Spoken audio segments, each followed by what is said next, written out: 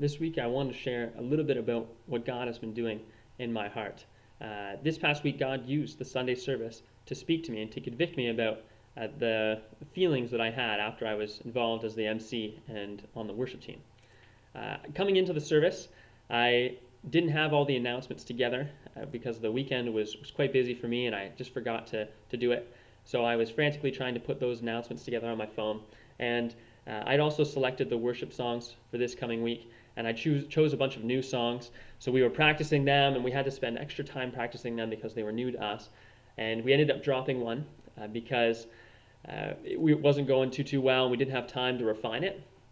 So we had to toss in a song once again, which we didn't practice before we actually started on Sunday. So it was a bit of a flustering kind of a morning for me. And there was a lot going on, and between MC and worship team, I was quite stretched.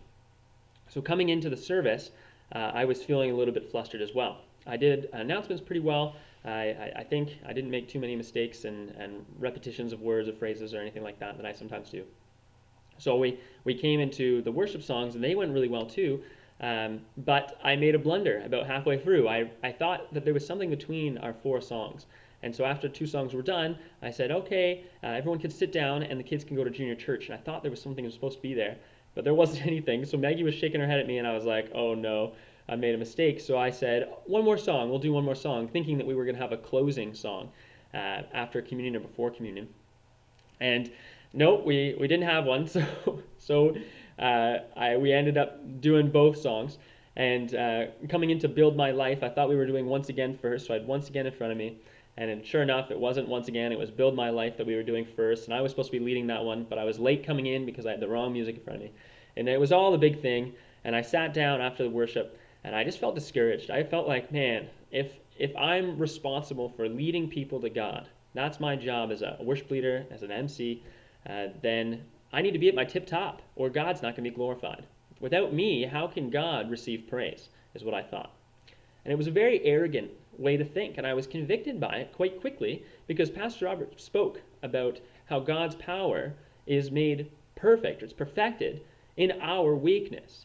So God doesn't need us to accomplish his purposes. He's gonna do what he's gonna do despite us. So when I was sitting there and I was thinking about how I was no good and man, I need to be better organized and I gotta do better or God's not gonna be able to move. I was like, wow, that's so wrong. Like God can use other people. God can work through the words of the songs. He doesn't need me and my voice to be able to sound good so that the people can worship. They can worship despite me. And that was really important for me to recognize because I had overemphasized my place in God's plan for that Sunday.